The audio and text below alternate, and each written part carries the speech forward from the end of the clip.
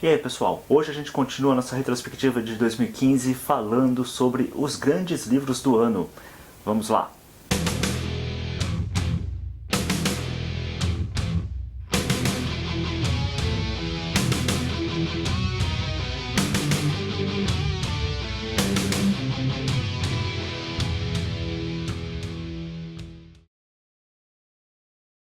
Começando com The Last Days of Mankind, do Karl Kraus, que finalmente foi traduzido na sua íntegra para o inglês. Infelizmente, ninguém teve coragem de lançar isso aqui ainda no Brasil. Aí, editores, uma excelente opção aqui.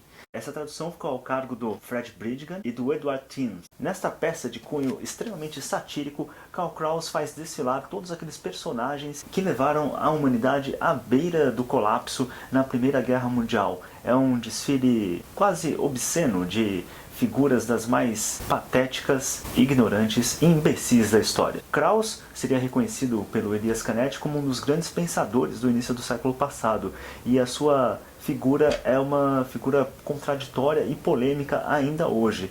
É uma peça que vale muito a pena a gente se esforçar para ler. O nono livro mais importante do ano, Em Defesa do Preconceito, do Theodor Dalrymple, que vem aí educando a massa ignara de brasileiros em busca de uma civilização. O livro é de 2007 originalmente, escrito obviamente para um conceito mais britânico, digamos assim, mas é extremamente válido ainda hoje, especialmente para nós brasileiros, que temos tão pouco contato com um modo de pensar mais civilizado, digamos assim. Então tá aí, ó. Em Busca do Preconceito, Theodor Dalrymple, o pseudônimo de Anthony Daniels. Lançado muito tempo atrás aqui pela Dicta e Contradicta, para quem tem memória. Nem sempre se está nos templos, nem sempre se está nos oratórios, nós nem sempre nos preocupamos com os negócios, por mais importantes que eles sejam. Há horas de recreação para que o espírito aflito descanse. É com essas palavras que Dom Miguel de Cervantes vai nos apresentar as novelas exemplares. Edição aqui publicada pela agora extinta Kozak Naif, mas que veio ainda como um dos seus últimos grandes presentes para nós leitores. Eu já tinha lido há muito tempo atrás uma edição Novelas Exemplares, nem lembro qual edição que era. Lembro que eu achei até mais legal do que o Don Quixote à época. Vou aproveitar aqui esta nova edição para reler e me deliciar e descansar o espírito, que não dá para ser pedante e boçal o tempo inteiro, né, gente? O próximo livro da nossa lista, 8, 9, 10... 8, 9, o próximo livro da nossa lista talvez seja um dos mais importantes lançados esse ano no Brasil. Foi lançado pela Vida Editorial, que é este livrinho aqui, A Beleza Salvará o Mundo, do Gregory Wolfe. Neste livro, o autor vai discutir a importância da beleza na nossa vida cotidiana, mas o mais importante ainda é a nossa coragem de dialogar com a cultura do nosso tempo e resgatar nela a beleza permanente que há de nos salvar. Importantíssimo livro, hein, gente? Por favor, leiam. Por falar em beleza, a nova edição de toda a poesia do Sr. Ferreira Goulart, o nosso maior poeta vivo. Para quem duvida, pergunta por Jessé de Almeida aí, gente, por favor. A grande importância dessa edição é que ela traz os últimos trabalhos do poeta Ferreira Goulart, inclusive o grande livro Em Alguma Parte Alguma. Então tá aí, ó, gente. Poesia é o que importa. Leiam, por favor, o querido Ferreira Goulart. O próximo livro é o Black Earth, do Timothy Snyder, uma reflexão sobre o Holocausto, sua história e consequências para nós até hoje. Um livro que traz uma reflexão extremamente importante, especialmente para o momento que nós vivemos hoje, com discursos tão polarizados e tão radicais de ambos os lados do espectro político. O Timothy Snyder já é meio conhecido aqui no Brasil.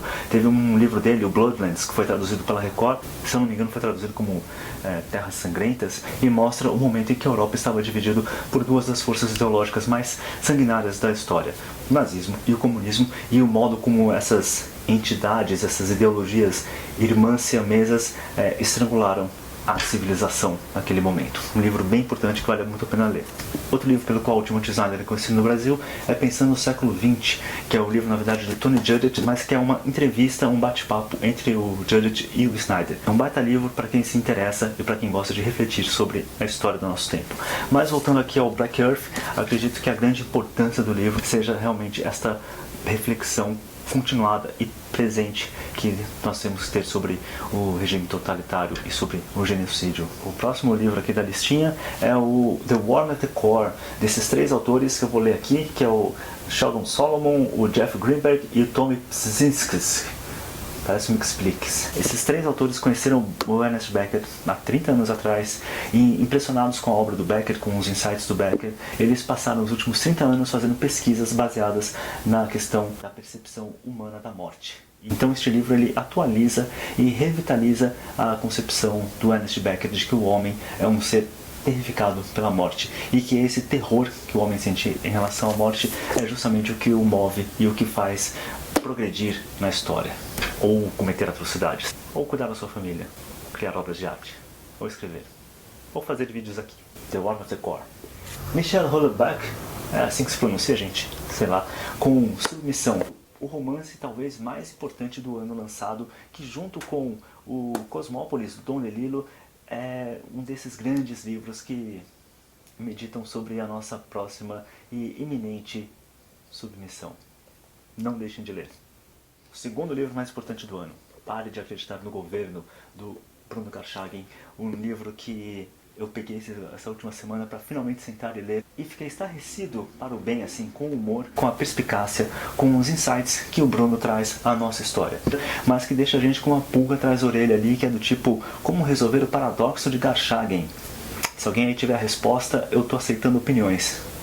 Pare de Acreditar no Governo, parabéns Bruno, belíssimo livro, importantíssimo para a nossa formação moral, cultural, política, o que quer que seja, mas que deve ser lido ainda pelos próximos anos para nos educar sempre. E por fim, tchan, tchan, tchan, tchan, o livro mais importante do ano, o livro que daqui a 100 anos, quando nós todos formos pó, continuará sendo lido, A Poeira da Glória, do Martim Vazquez da Cunha.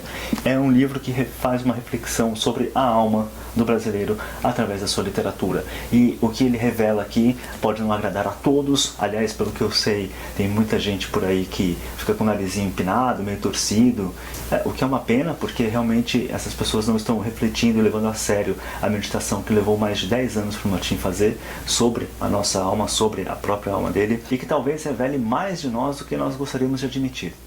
É um livro que realmente nos guia através da literatura. Você vai lendo o livro, você fica com vontade de ler os autores, por mais estranho que pareça, você fica assim, putz, eu preciso ler o Mário de Andrade, você fica com mais vontade ainda de conhecer a obra de uma Cecília Meirelles, de um Otto Lara Rezende, você entende a dinâmica do Nelson Rodrigues. É um baita de um livro, é um livro deveras importante para ser ignorado, seja pelos grandes cadernos culturais, seja pelos nossos gurus de plantão por aí. Acho que é um exercício de reflexão e humildade sentar e ler essas páginas do Martim Vazquez da Cunha e aprender muito com ele. É isso aí, pessoal, A Poeira da Glória. Talvez não seja o livro mais digestivo para o seu pós-natal e pós-festas, mas é só através da reflexão sobre a nossa cultura, especialmente sobre a nossa literatura, que nós vamos construir alguma coisa nesse país, nem que seja um bunker debaixo de uma laje.